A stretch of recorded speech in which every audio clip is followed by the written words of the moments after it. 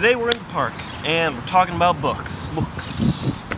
My eyeballs are starting to feel like they're going to fall out of my head, and that's from a combination of needing a new prescription for my glasses very badly, and an insane amount of reading that I've been doing these last couple of weeks. For my internships, one of the main things that I do is write coverage, which means reading screenplays and manuscripts and novels, and then writing summaries and comments about them.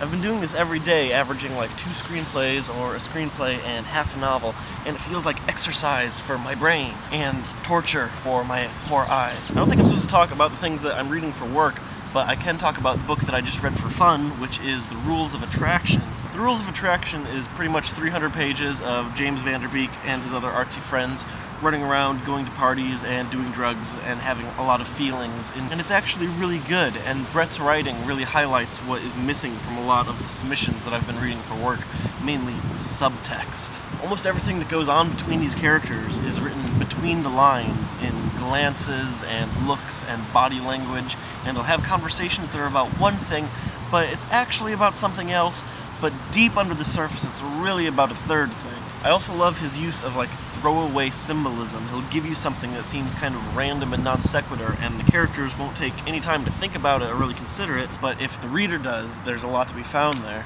It turns out a park is actually a terrible place to film a vlog, because there are just people everywhere. Jack McDonald suggested, I'd be interested to hear your take on the popularity of young adult literature among adult readers. I don't have a lot of insight on this issue, but as someone who is technically an adult and bounces back and forth between 800-page classics and young adult bestsellers, I guess I should know something. I imagine it's a combination of factors. Young adult novels are sometimes easier to read. Maybe the collective reading level of society has depreciated as we've moved more towards consuming visual media. Maybe we haven't been getting enough of that brain exercise that comes from reading every day. So young adult novels might feel more safe, even if that's only an illusion.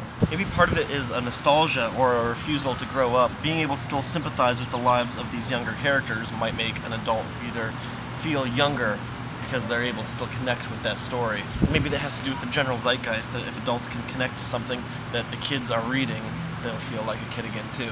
Maybe it's just the writing. Maybe supernatural romances are offering something to adult readers that Dean Koontz and Nicholas Sparks aren't.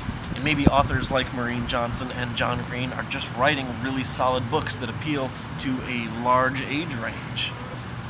Like I said, I don't actually know, so don't hold me to any of this, and let's just have this be the beginning of a conversation that you can continue down in the comments. Last week I installed the 4-minute limit rule and then went on to break it in the same video, but only one person suggested a punishment for last week, and that was Sarah, who said that I had to spend a minimum of 30 seconds telling you how awesome she is. Sarah is the moderator of a movie forum hosted by Ryan Johnson that I joined back in 2006 to talk about the movie Brick, and ever since that time she's done a fantastic job of guiding our conversation and keeping our forum safe from spam bots. Sarah's a cool cat. She writes stories, she plays the ukulele and the mandolin and the washboard. Who plays the washboard anymore? Sarah does. That's who. She's in an awesome folksy band with her brother Aaron called the Mongrel Jews, which you should definitely check out. Sarah's also responsible for some of the cooler things that I like in my life, like the music of Frank Turner or the written works of John Green.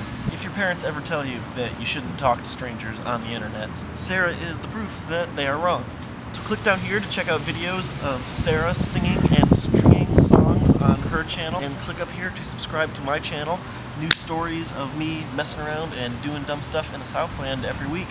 Yoga Lattes.